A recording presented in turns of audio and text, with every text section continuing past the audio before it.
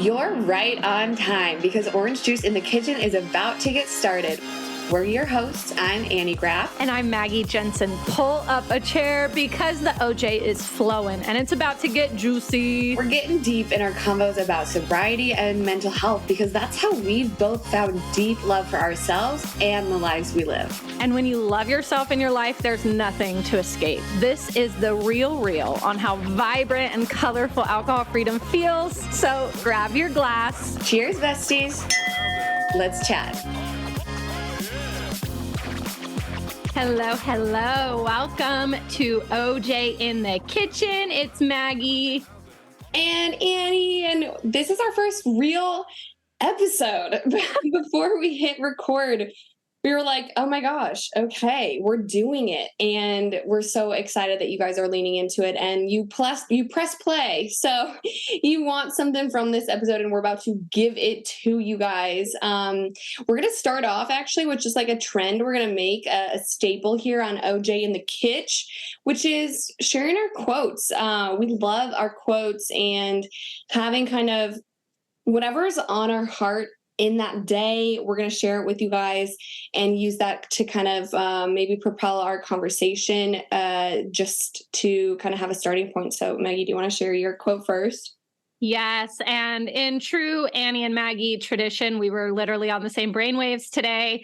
We didn't really talk about a topic beforehand, but this quote came to my mind and it just fits. It's funny how the universe works. So this one is by good old Albie Einstein, the just expert extraordinaire in all things. Albert Einstein said, life is like riding a bicycle. To keep your balance, you must keep moving. Keep moving forward. And I love that one. I love that. I also, we didn't hear each other's quotes before we pressed record. So that's the first time I'm hearing that. And it's funny because I almost picked a Einstein quote as well, but I didn't. And I love that because we're going to talk today about moving forward and kind of the journey of the sober experiment, this podcast, kind of give you guys a little bit more background on that. I know we did the trailer episode, but to give you guys just more, not only like previous where we've been, but where we want to go and vision and keep moving forward. So I love that for today because totally on the same brainwaves as me. Yay, I can't wait. Let me hear yours. My quote is not by a reputable genius from that everybody would know. Actually, I don't even know who this is. I think she's just like a creator, but her name's Ashley Hetherington. Anyway, she put some good words together and I loved it and I found it on Pinterest. So the quote is, the best version of ourselves doesn't come when everything is going amazing. The best version of ourselves comes when we are in the midst of trial because that's where we grow. That's where our real substance comes out. That's where we find the person we are meant to be, the person who was there all along.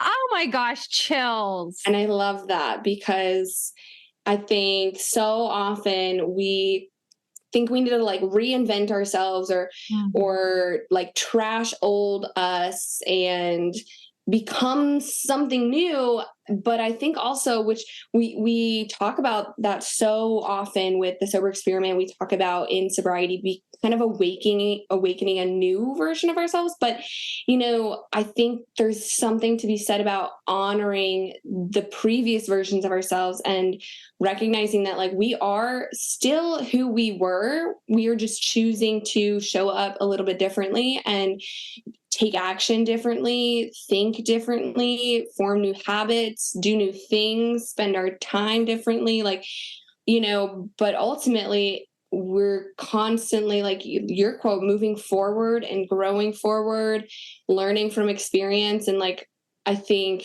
recognizing and loving old us and the us that struggled and the us that, you know, didn't know where we were going. I think that's so important because like I'm just thinking of like the me from a year ago, 2 years ago, 3 years ago that felt really lost and like I could not even imagine sitting on this podcast, like our podcast, Maggie, like being in this place where we have such an amazing business. We have put together a program that's changing lives. We are impacting people, like all stemming from both of our like really hard pasts and things that were really strugglesome. But again, like that was a version of us, and that is what got us to where we're at now. So that was my thought process there. Yeah, I love that one. And for me, it kind of reminded me that, like, society really does teach us to just like be happy with settling and oh, you've got, the roof over your head and you've got a job and you've got, a nice family, all these things. But that's not really where happiness comes from. And that's what I heard in was it Ashley Hetherington's quote? Shout out, girl. That's really what I heard was like, we're going to feel our best when we are growing, when we are on some sort of path to uncovering pieces of us while also saying, what does my soul want for myself? What is my, what do I want for my life? And actually going after it and believing in it. And for me, kind of creating an amalgamation of both of our quotes, it's like, when we're just sitting idle, we're like, oh, I've got all these nice things in my life, I should be happy. That's when we get really frustrated. A lot of times our mind starts creeping into the past and we just don't know why. We can't put our finger on why we're unsatisfied. And then we start to say, you know what, let me go after this thing. And then we're like, oh, jazzed up again. And it really is this whole shift of dynamic of focus, literally like, where are your eyes? Are you focused forward or are you focused in the past? And you just got to keep moving, keep grooving. And to kind of bring back to what you said of like, look at where we are now. That did not go without some growing pains, didn't it, girl? Like we had to go through it on our own and together, but every move that we made, every like impossible idea that we could ever come up with and throw out at the wall, we did it and we figured it out along the way. I know, it's so crazy. And to like jump a little bit backwards because, okay, guys, for everyone listening, this podcast, I mean, we came up with the idea and actually we'll touch a little bit on why we're calling it OJ, orange juice in the kitchen. But we came up with this idea just because we have these conversations, Maggie and I, all the time of just like new mindsets and new like perspectives and new ways of thinking. And, how can we take what we're going through right now and learn from it, grow from it, become better from it. And I think exactly what you said, Maggie, of like, we get so stuck sometimes in just seeing our current surroundings, our current situation and thinking like, well, this is it. And I think that also puts us in a dangerous place of then romanticizing the past. And while you were kind of saying exactly what you said, it's like, not only does it keep us kind of like in like being okay with everything we have, which, okay, of course, everyone, like gratitude is so important and recognizing the beautiful things in your life is important, but also having this like attachment to kind of like, where are you going though with it, and what are you doing? I think that's where we find purpose as human beings. But when we don't have that big vision or a belief in ourselves for something bigger than what we're currently doing, I think that puts us at risk of romanticizing the past and romanticizing like old memories, because just like human brain likes to trash the negative, right? Like even we could be in a really, really hard place and we go through it, we get through it, right? And then a year in the future now, you're looking back and it doesn't feel as like as sensitive looking back at it. You can even, I mean, especially with social media and stuff, like maybe an old memory comes up of a photo of an event and you're like, wow, that was so fun, But if you really put yourself back in the shoes of who you were and what you were doing a year ago in that strugglesome time, like you probably would have done anything to get out of it. But when we don't have like a bigger vision, I think like we romanticize the past, and then that's when we can get looped back into like old habits and kind of like, well, what was I doing then? Oh, who was I hanging out with? Okay, well, maybe that's what I'm missing, or that's what's changed. Let me go back to that. And that's kind of how we get stuck in these like habit loops. We talk about habit loops a lot. That should be its own episode for sure. But we get tied back into like, oh, well, that was a nice version of me, or that was a nice chapter of life. Mhm. And we kind of forget the visceral struggle that we were feeling in that moment, because it's really easy to look at the topical, the facade of, the moments we captured that were good. Mm. But Yeah, absolutely. but yeah, I mean, so I don't know, just thinking about all that, I feel like it's perfect segue into just what we wanted to talk about today, which is kind of that bigger vision and direction, and again, where we came from and where we're going. So orange juice in the kitchen, to Yes. kind of Tell us about this. I love this. touch on this title, guys. Maggie and I, like, we threw so many different titles at the wall. If you want to think of an image of throwing spaghetti at the wall, that was us with titles for this podcast. And we had a lot, and I won't say any of them because honestly, none of them are even coming to my brain right now. But the vibe that we really kind of landed on, like a vibe we wanted to create with this Yeah. podcast. And the reality is we want to have the vibe of that you guys are just a fly in the wall, kind of listening in on conversation between two best friends that are working to better themselves, better others, on this constant journey to self-improvement, going through shit for sure, but we're not going to be stuck in it. We're not going to let it define us. And we're just having these conversations, first thing in the morning, sipping our OJ, sitting around a table. And for me, and I don't know if anybody out there is a Noah Kahn fan, but he is just blowing up recently. But I have been a fan since like 2017. And he has a song called Orange Juice. And I love this song. It's actually a song that documents a journey in sobriety. And if you guys haven't listened to it, you look it up. The lyrics are amazing, and like the visuals, I just like imagine this whole situation playing out.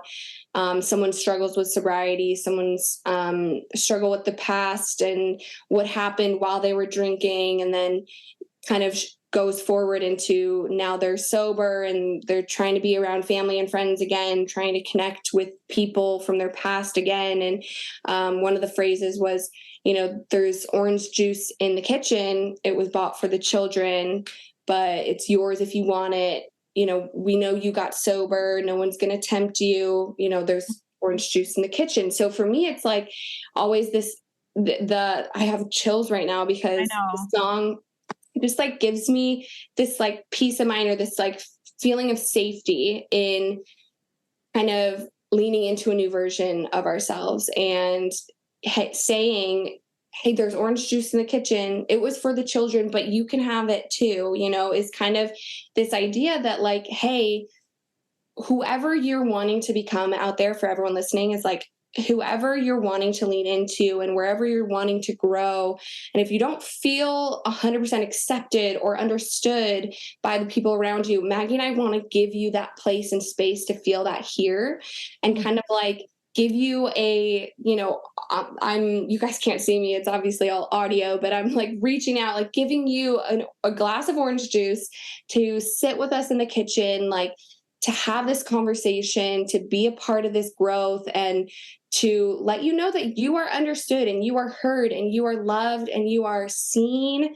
And, we feel you. So, hey, there's orange juice in the kitchen, and it's open for anybody. And we're serving it today with you guys in this conversation and in conversations to come. So that's my mindset on it. I know Maggie might have a little bit of a different take too, but yeah, of course. Annie introduced me to the song since she's been a fan of his for, many, many moons before he blew up. But I just loved it. And the first thought that came to my mind with the name was like, orange juice in the kitchen. That's really innocent and pure, coming from my old mindset of, if I'm drinking OJ, I'm putting some vodka in there, or it's getting turned into a mimosa. And that mindset for me, a lot of times came from this dynamic of wanting to fit in, Whereas the song, the vibe that we want this to be is you belong. You belong. And if you haven't experienced this feeling yet, know that as you lean into it, it will happen. The feeling of when you walk in somewhere a little bit nervous to be yourself, a little bit on edge, a little bit, wanting to jump out of your skin, and then walking in and somebody there just having warmth and a comforting energy and unconditional love saying, you don't have to explain yourself. You belong here. And whatever you're going through, we're here to support that and inspire you and motivate. And I'm about to cry. So I literally have chills. I'm like so hyped up about this because that's like exactly. I hope you guys listening, you're like, yes, this is what I need. Because I know I was searching for this before I found you and Maggie and connected really heavily with you and started my own journey in sobriety. Like, I just feel like so many people out there just feel this like lost, like kind of like, okay, I get it. Like, I get improvement and I get that I go through hard shit to like improve, but like it can feel really isolating and hard when you're in it, or even when you're like beyond it. And it's kind of like you're in this like, okay, now what? You know, is this it? And I think we all have that feeling sometimes. So again, yeah, guys listening, like if you feel that way, just know you're not alone. And Maggie and I are navigating it. We have navigated it. We've come up with some really, really great perspective shifts and new ways to kind of think about this journey you might be on, whether or not you're fully like wanting to lean into sobriety or not. Like, this podcast definitely came together with the mindset of, you know, sober living and kind of tackling a relationship with alcohol and substances, or really just redefining like habits and who you are, and whether or not alcohol is to play in your situation, you're welcome here. And I think that there's so many amazing perspectives and conversations we're going to have that will just help anybody out there to feel like, okay, wait, I got this. I can do this. Let me think about it this way, or let me try this change, this mindset. Let me try this new habit, you know, and, you know, so we're just going to have these conversations as real as we can and share them with you guys as we continue to kind of go through it together. Like I said, we have these conversations anyway. So we were like, let's record this because I feel like people can listen in and benefit from it. So.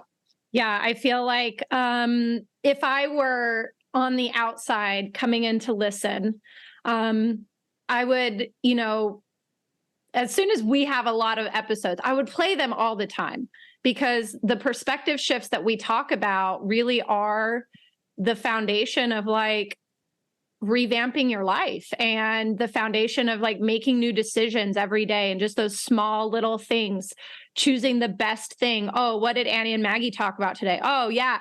I just know that like, if you tune in, if you listen with an open mind, if you challenge your limiting beliefs as we're talking about these things, you will see a difference in your life, in the way that you think, in the way that you choose to handle stress, in the ways that you choose to love yourself. We're so confident in that. And like Annie said, we're already having these conversations. So why not bring them to you so that you can get some of those positive vibes too? I know we have a fun little conversation today, really talking about leaning in, taking action, and seeing how things open up. Annie wanted to share, she hasn't shared this with me, but she wanted to share a little story about a big vision. And I'm waiting on pins and needles because I can't wait to hear what she has to say. So let's talk about it. Yeah, for sure. Well, so I kind of touched a little bit earlier about, you know, looking at a past version of myself and the mindset that I had. Let's go back a year. Okay. So a year ago, I was just coming back from traveling all over Europe, where I definitely overused and abused alcohol. I was definitely in my like heavy drinking era. I guess, yeah, we're going into like Halloween weekend. This was actually when Annie and I first started kind of talking. Well, I guess August of last year, but I remember like watching you after our episode, watching you in Europe and just being like, man, you know, through the lens of social media, it looks like she got her shit together. She's able to, you know, go hard and still wake up the next day and get beautiful and go sightsee. I remember this so vividly. Yeah, It's interesting to hear what was going on behind the scenes, you know? which is crazy. Yeah, because I mean, I think I was so attached to that identity of like being the girl that could do it both, and that was for years. I mean, if as far back as like even high school and middle school, being like the girl that could do both with sports and academics, and be the girl that could do both, be friends with this group and be friends with this group. And you know, I think I got really good at like showing up how people expected me to, or how I knew would like play out best in that certain situation, if that makes sense.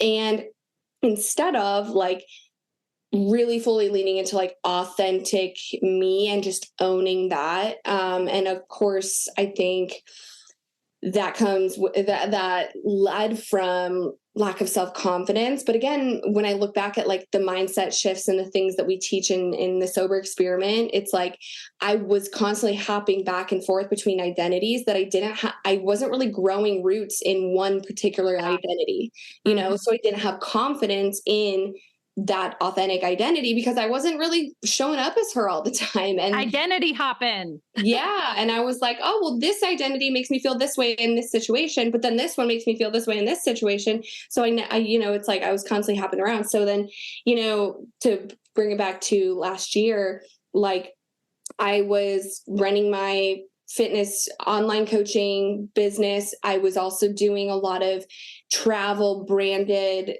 kind of like social media endorsements and stuff, and doing the travel vlogging lifestyle sort of thing, because you know, having the freedom, the financial freedom, I guess, to be able to make money from anywhere was something that allowed me to travel. And so I really wanted to do that. But at the same time, like with a lot of travel and with my habits around alcohol, it meant kind of like letting loose in ways. But then I felt like I needed to still be the fit girl, right? Like, you know, there were so many times where it's like we would be out drinking like all day, and then, you know, wake up early and I'm like, okay, I feel like shit, but I'm gonna put on a face and do these sprints up the stairs and like kind of go through the motions almost a little bit, but show that because I can be both and I can do both. But again, was just really realizing how much of an impact alcohol was having on my mental health, on my relationships, on myself and my identity, right? So anyway, came back from all those travels and found myself being like, okay, well, now one of those identities, this traveler, this like with the wind, you know, free spirit girl, that's now I'm here in my home office. Now what sort of thing? Like just like, okay, that identity is stripped. Who am I leaning into? And, you know, alcohol was still there. So I definitely continued on with that and didn't want to strip that identity. And then coming back to all my friends who saw me as, you know, I was always the party girl, the have fun, down for whatever, has a flexible schedule so she can be out any night of the week, and all these things. So that is, you know, what I was really leaning into. And at the same time, still, I got back to personal training, and I was doing it both and really felt like I had to keep that identity, or those multiple identities, right?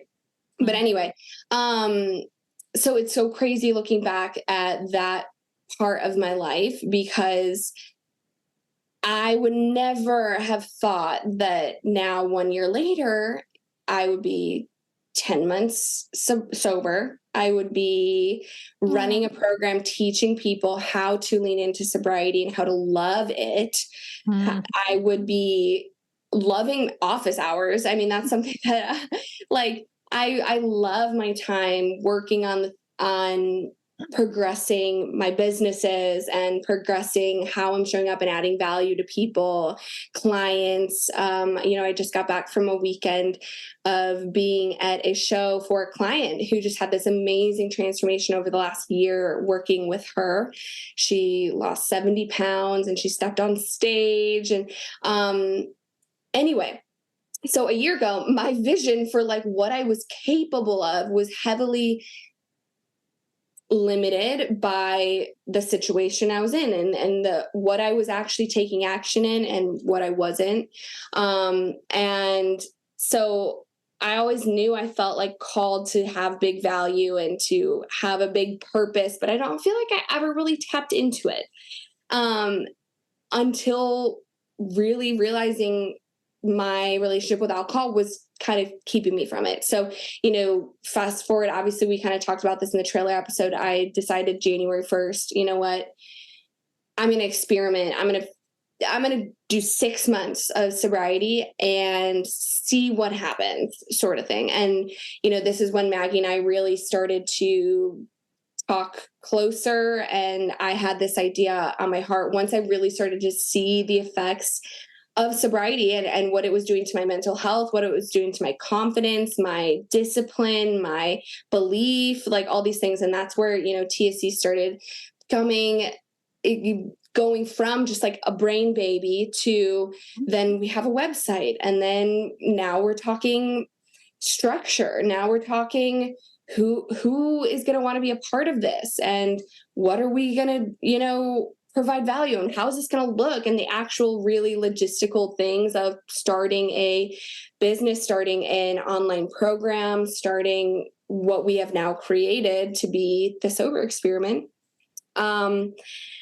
Anyway, all of this has a purpose because in the creation of something new, it can be hard to see a big vision, right? Mm-hmm. And so it can scare you. It can literally stop you in your tracks because you start to think like all of those steps. If you remember, like I think we did a really good job of not overwhelming ourselves, but there were times when we would have a conversation, we get on a Zoom and we'd be like, oh, now we have to build a website. Oh shit. Oh, now we have to get an application ready. Oh, now we need to get, all of the logistics figured out. And when you're starting off with just a vision, all of those things can literally just like make you feel, nope, can't do it. But having somebody who's just as excited, that dreams of the same impact, like that's what made it really fun. And the fact that it was something so authentic to our goals. I think I'm getting a little bit ahead of myself here, but no, it's like when you actually find something that you're super passionate about, all of this work stuff actually sounds really fun. And like, if you're kind of stuck in a job that you don't really like, and maybe you're drinking regularly right now, or maybe you're not, maybe you're completely sober, but you're just kind of like going through the motions of life, you might not have like this spark of inspiration. And when Annie says like, I love my office hours now, I love, my structure of my day of sitting at my desk and working on these projects, like that might sound like, boring. But when it's on purpose, when you're doing something that you are passionate about, it sounds cliche, but it does not feel like work. And that's the magic of it. And I think that's the magic of, the impact that we make with TSC and all of the people that we talk to just randomly through social media and emails of people that are inspired by the alternative talk on sobriety is we actually care. We actually love this. This is what like has us waking up like kids on Christmas morning, and if you haven't found that purpose yet, that's okay. It's something that you discover, something like what Annie said, it's a part of you really, really deep down in there. It's something that you truly want, but the fears, the coping mechanisms, they're just standing in the way right now of that inspiration. And I know that, I had been working kind of in this field for a few years before Annie and I joined up, hitched each other's wagons behind. And but I can say like there's just such a different dynamic when you have somebody that's also really passionate about it, that you can swap ideas with, yin and yang, brainstorm. And I just remember that energy really building. It was like end of February, I think. So you were almost at your 8-week mark. And I woke up to a voice memo sent to me in iChat from Annie. And I woke up and she had been up like 5 hours because she got up at 4 a.m. and she was 2 hours ahead of me. So I like woke up and I played it, and it was Annie saying, "Oh my gosh, I know this is going to sound crazy, but what if we created a group program?" And I like shot out of bed. I was like, "Yes, let's do it." But that came from like having to challenge those limiting beliefs, those like, can we do it? Is this something that, is worthwhile? Is this something that's going to be fun? Am I going to be able to figure it out? All of those words, all of those thoughts did go through our minds, but we just challenged them. Yeah. No, it's so true. It's so crazy. Also, like, see that place that I was at, so that like February, March timeframe, like the big vision, the like craziest thing I could think of was like, oh my God, what if we start to like share these ideas and these like mindset shifts in the way I was approaching sobriety and you had approached sobriety. I was like, this seems so like crazy to me, because everything I had heard about sobriety was very shame based, was very guilt based, was very negative. In the past, think about everything that alcohol has done to you and your family. Think about all the problems, all the amends that you have to make. Yeah, this like very serious, like, okay. I never pictured myself like, we talked about this actually the other week. It was like, I never pictured myself in a room doing that. So if I didn't simply decide, okay, I'm going to do it a different way, in a way where I'm going to remove alcohol, but I'm not going to sit around and think about alcohol. I'm going to change my habits. I'm going to change how I'm spending my time. I'm going to try new things. I'm going to set myself, in line with this other goal that sobriety adds to, but it's not simply sobriety, right? It's in alignment, but I'm going to focus my efforts on something else. And then sobriety is just going to happen, but I'm also going to be doing all these other like intrinsic growth things that are going to get me hopefully to a better place. Once because at first, like I said, guys, like I only wanted to do 6 months. Like I was like 6 months and then hopefully I'll be healed.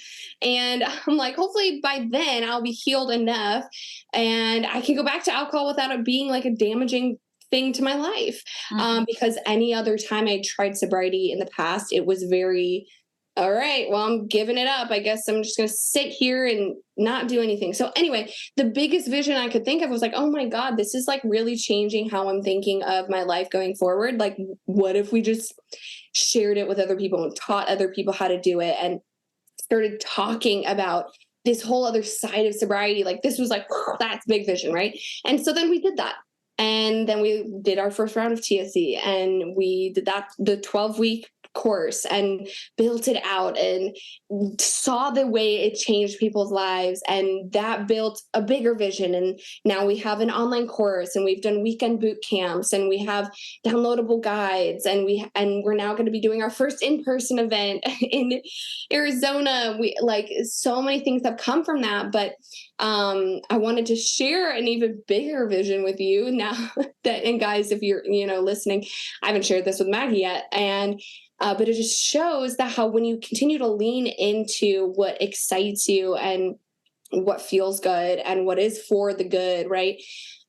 It's like taking action in it and then doing it, whether you fail or whatever, or succeed, like keeping going. I think if we launched the first round of TSE, and I want you guys actually to be really honest, like we had the goal of X many members in our first round. And technically, if you want to look at like, yes or no, did you hit it or not? Did you succeed or did you fail? We would be on the fail side because we didn't hit the number we had in mind for the amount of members for that first round.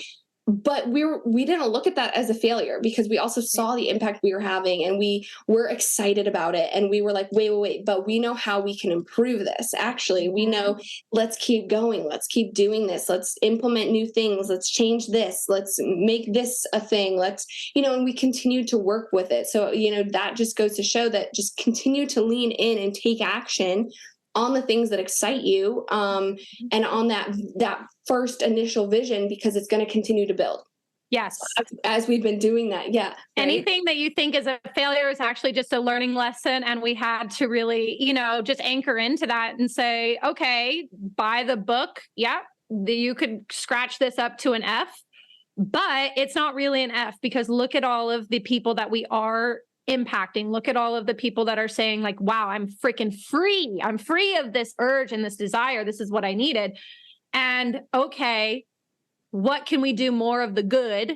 And how can we improve where our bucket was leaking, basically? And so that just elevates for the next attempt. And I think that's a big difference between people who succeed and people who stay stuck, is they just look at a failure as something to take data from and move forward. So, okay. No, yeah. An opportunity. I need to hear about this vision. Opportunity for improvement. Exactly. Yeah. Which is exactly what we've just been doing this whole time. So now fast forward to this past weekend where I was in Houston for the summer shredding contest, which is a whole thing that Christian Guzman and Heidi, blanking on her last name right now, Buff Bunny. What's her last I can't remember what her last name is, but Heidi. Yes. Yeah. Heidi. I just know her as Heidi from Buff Bunny. Yeah.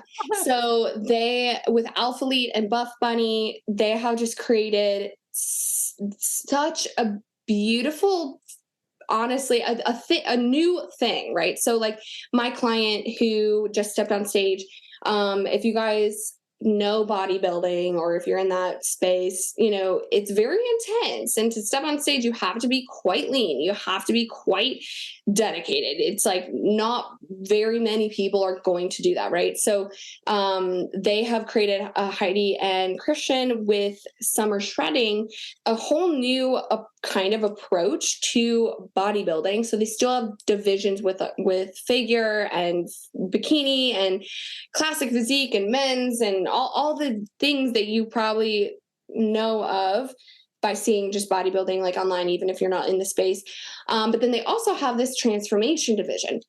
And that's what my client was competing in. She had, like I said, lost 70 pounds. We were working together, macros at the gym, personal training, online training, all the things, and had this beautiful transformation where she would not have a place or a stage to celebrate her wins, right, if it weren't for this whole new thing, right? Like there's nothing really out there that really celebrates people in this transformation that they're on, where it's like, yeah, you can still step on stage even if you're not the like perfect end goal, like here's my final package, what do you have to say about it? It's like, yo, I've been on this transformation journey, I've improved my life in these ways. So the cool thing about also the transformation division is like you have a video that plays before you walk on stage, and you get to kind of share a little bit about your story and what led to it and the different changes it's created within your life. And it's just like really, really cool. So seeing all these people's whole transformation.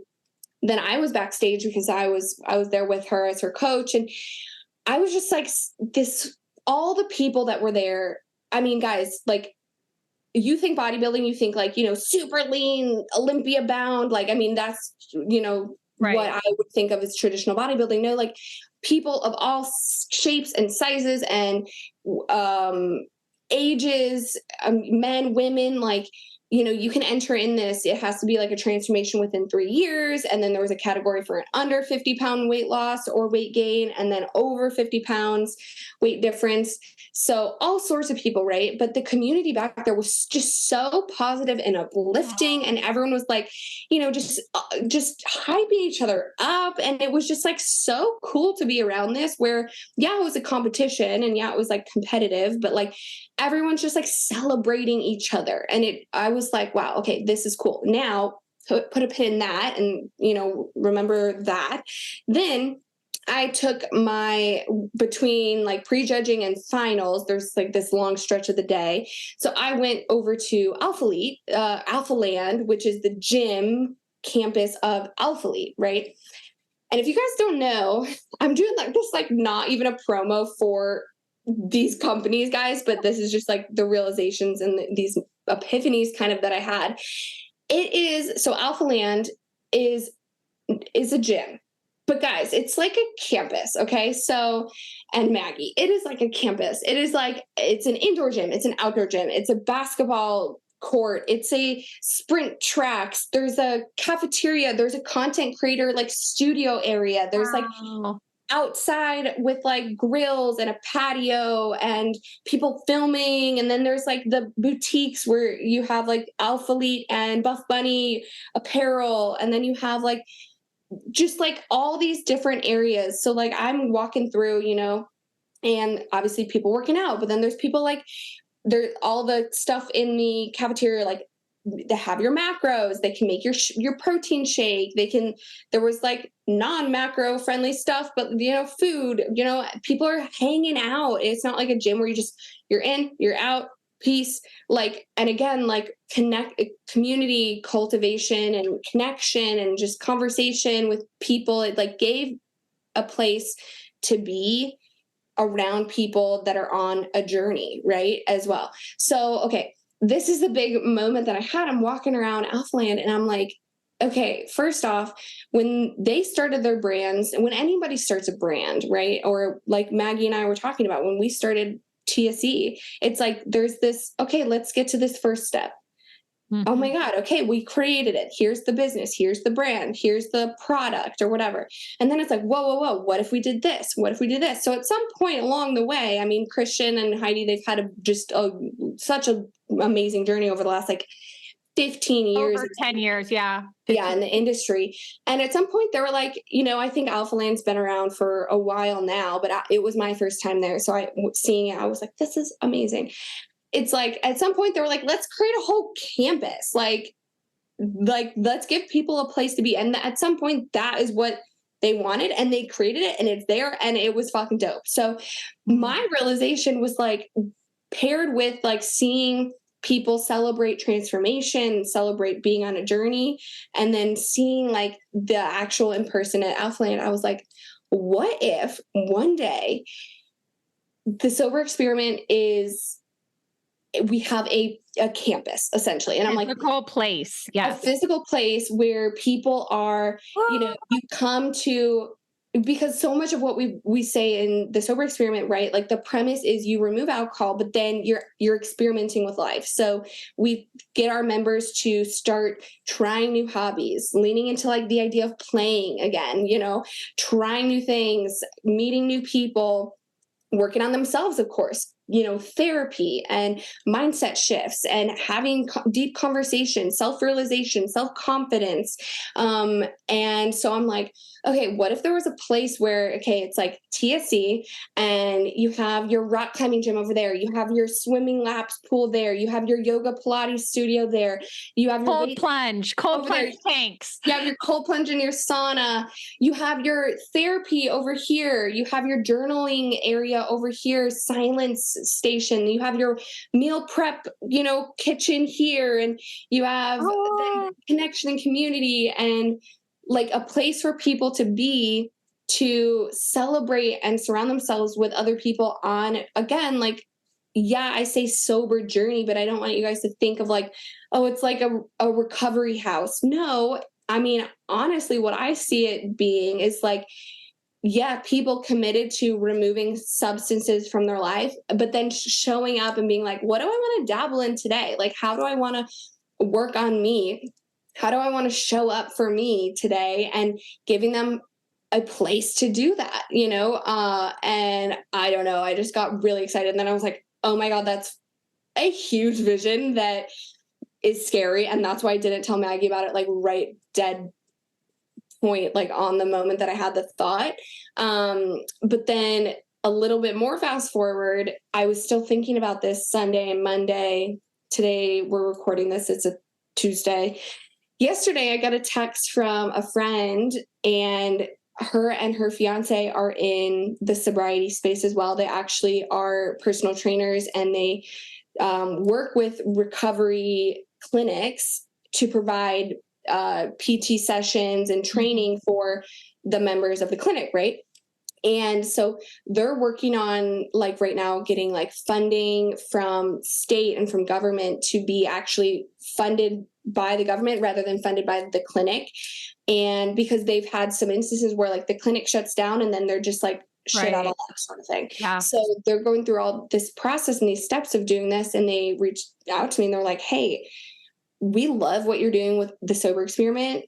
And like, what are your thoughts about? And they started kind of spewing some vision, and I shared with them this vision of like kind of having a home base, like a sort of a physical location, right? And they were like, oh my God, this is crazy, because part of their vision was like having a kind of university. The idea that like sobriety only needs to be focused for like 90 days is like traditional sobriety, or like, then you count the months or whatever, but then you kind of like let off on your own.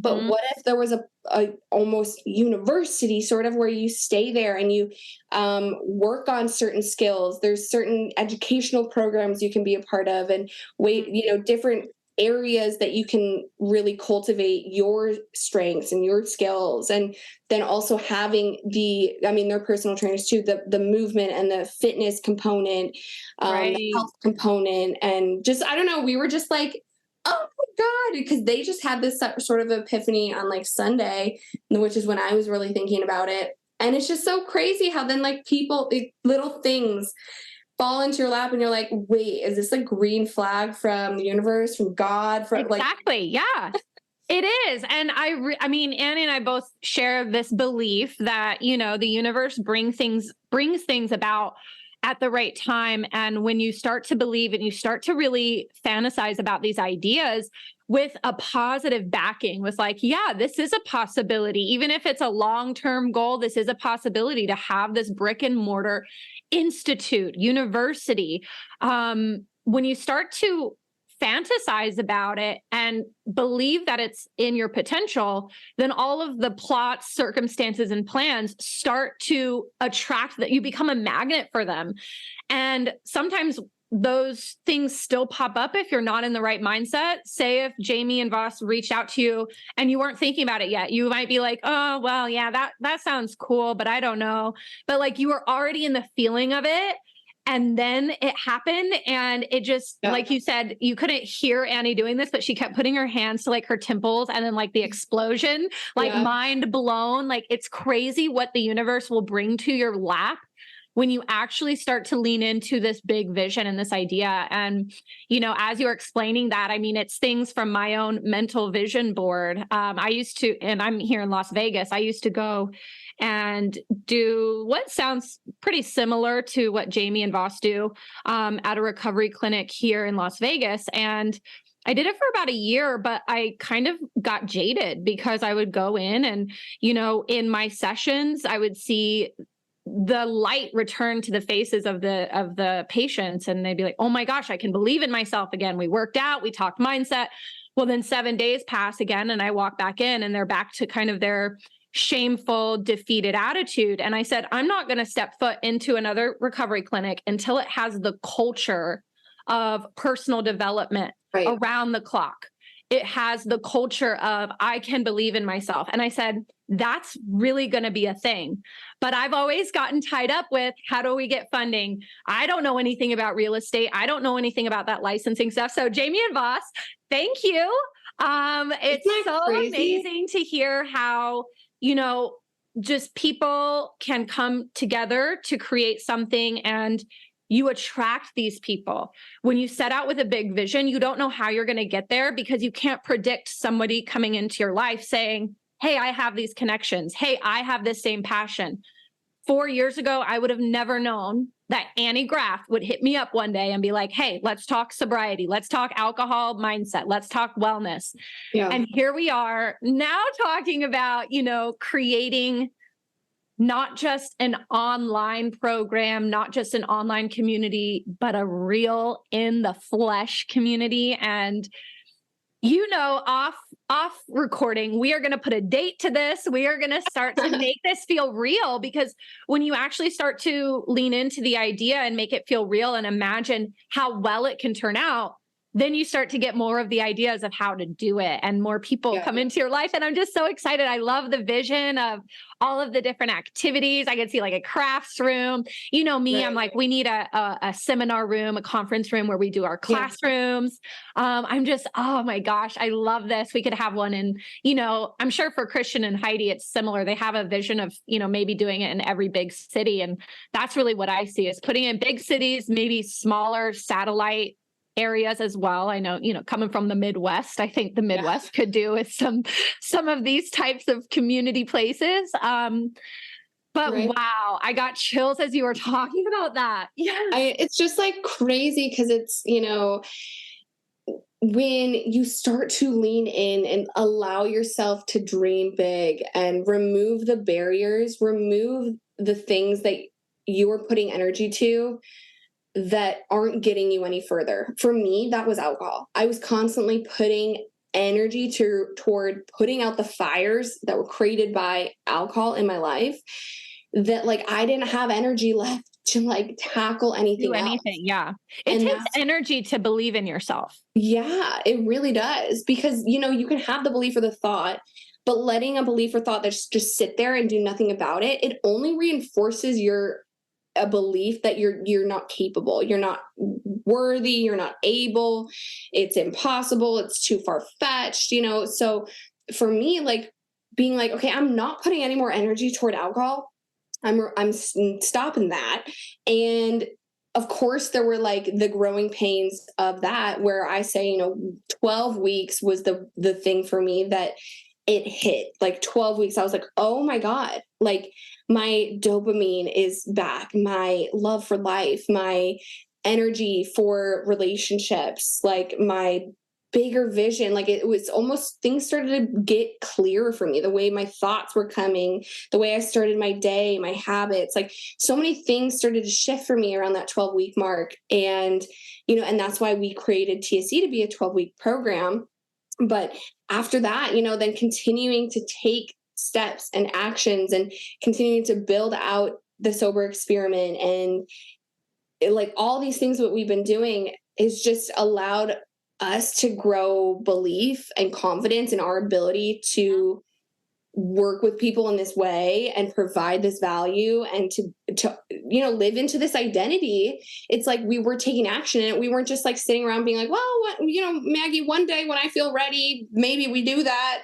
But I need to think about it some more. I think really, you said something earlier, like, that's the biggest thing that makes someone successful, or is like an indicator of if they're going to be successful or not. For me, it's like being the person that's just going to figure it the fuck out. Yeah. I think that has been one of the key standout traits that I've had in my life that separate me from people that just kind of let their ideas and their dreams remain in their head their whole life. I'm definitely somebody that I take action, and being an action taker, being like, okay, well, I don't have a step-by-step guide on how to create this massive campus that has all these things. And, of course there are hurdles and there's scary things that I have no idea how to do. But I don't need someone to lay out a step-by-step plan for me. Like, I know, because I've done it before in smaller capacities in different ways. I know from my past, I'm able to make things happen and then learn from it, fail a shit ton for sure, but then realize, hey, okay, that didn't work, but what might work? Now I know one way that won't work. If I'm still attached to this big vision, how can I figure out how to make it happen? I think too many people out there are the type of people, and I'm sorry if you get butthurt listening to this, but maybe it's just a little nudge in the right direction. But if you're the type of person that you're like, well, I have nobody to show me how, or I've nobody who's done it before. Maybe you have an idea about a business or a thing you want to achieve or do. It's like promotion, new job role, like, yeah, side hustle. It anything, doesn't have move to be across the money related. country. Yeah. Yeah, anything. Like, you just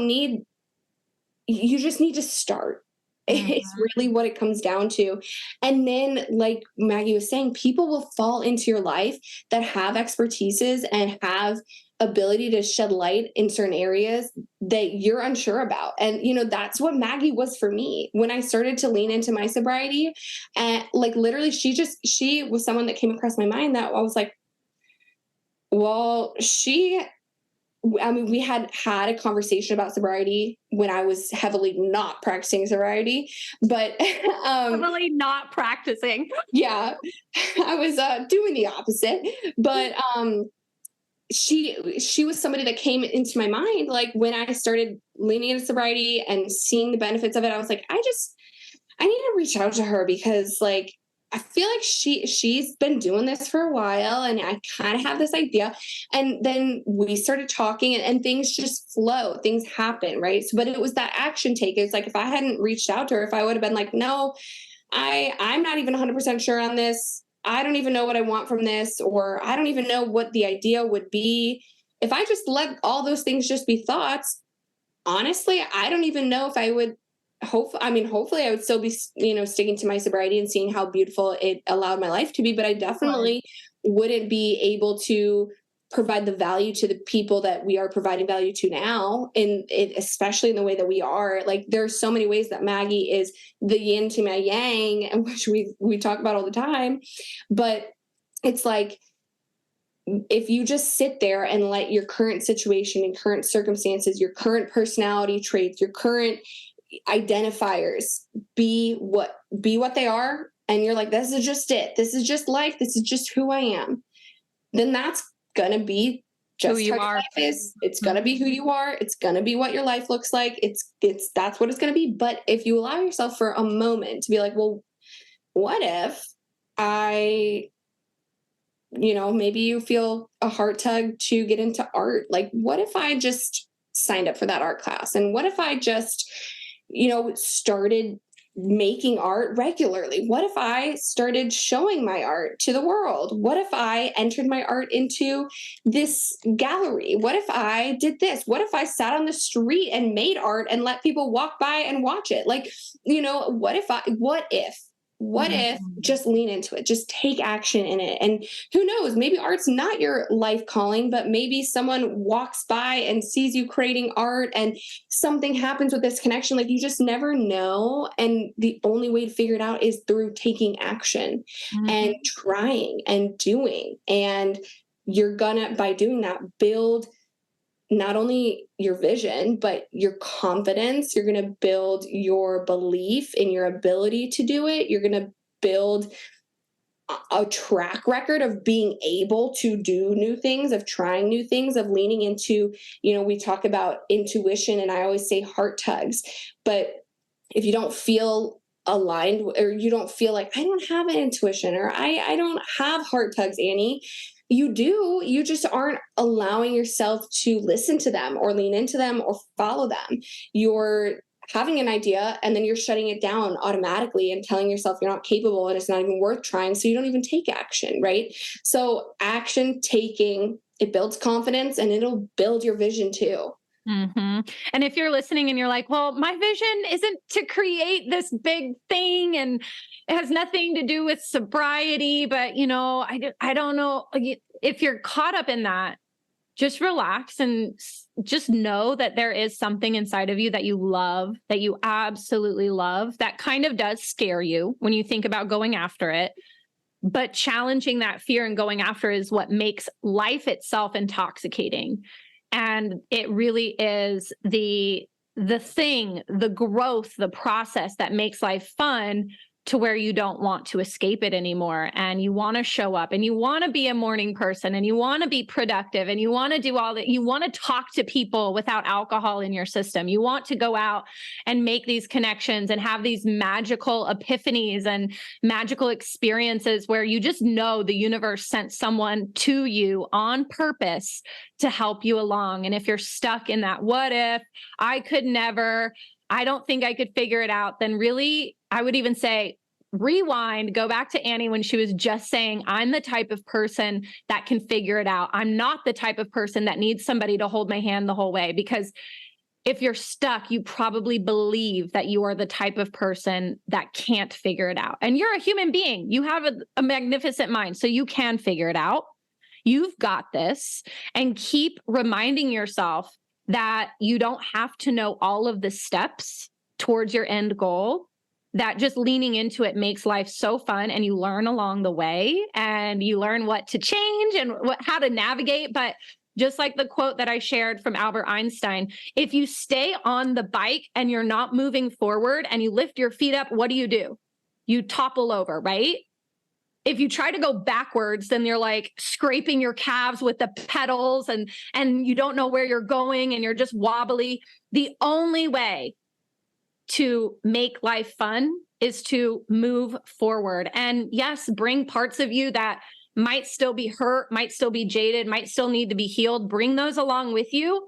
And the process of growing into your goals is what does that healing part for you. And it reminds you, like, I'm a freaking badass human being. I'm a magical creature that can literally come up with an idea, and time passes, and all of a sudden the idea is physical. It's a reality. And I know for me, that's what makes life so fun. And when I think about having a drink, I'm like, nope, not for me. That's going to get in the way of all of our exciting blessings. I always say, like, drinking, is it going to block my blessings? Yes. So what is going to open the flow for my blessings? And that's just the belief, I got this. I'm the type of person that can figure it out. And you are too. Oh. Oh my God. I love this conversation. And I love like the back and forth and how we just build on each other's ideas. And I hope you guys enjoyed this conversation too. Again, it was a little bit more like off the cuff than potentially future episodes will be. We'll have episodes that are like very specific on like, hey, we're talking on this today, or hey, we're bringing this thought to you guys today. Today it was definitely just hopefully a little bit of a soul sustenance and reminding you guys what you are capable of. Remove those barriers. If you constantly feel blocked by something, or you're putting your energy towards something all the time, you're just like, oh God, it's like running into a brick wall. Mm-hmm. All right. Well, maybe that's not the direction to be going. Let's pivot. Let's no longer run into that wall. For me, like I said, that was alcohol. Removing alcohol from my life truly allowed me to pour my energy into so many other facets of it. And believe me, life is freaking beautiful. And it is for you too. And I just want you guys to see that. I want you to believe it. I want you to wake up and know it, because that's how we feel. And hopefully part of this conversation has allowed you to remind yourself of that. I know there was a version of you, and maybe now, maybe in the past, that felt that. And I want you to wake up and feel that every day. So again, I don't know, I guess we close this out with just so much love for you guys. And hopefully you got something from this conversation. Let us know if you did. And you'll hear from us next time, I guess. I don't know. I'm so bad at always closing these out, but. Well, I would like to throw this out there. I didn't run this by you beforehand, but I would like to say, if you are listening and you have kind of a topic around sobriety that you want to request, feel free to send anything over to our email. It is hello@trythesoberexperiment.com. Just let us know that you are an OJ in the Kitch listener and you have a request. We would love to hear from you and do, maybe a structured workshop lesson for you, or even just a conversation around different topics maybe you're addressing on your own. We'd love to support. So again, just email us hello@trythesoberexperiment.com. And you know where to find us too. You can always DM us on Insta. I was thinking about your handle and then I was like, wait, what is it? It's Annie Graft and @Magnify Maggie. So sending you all the virtual hugs and love and positive vibes. Until next time. Bye, y'all.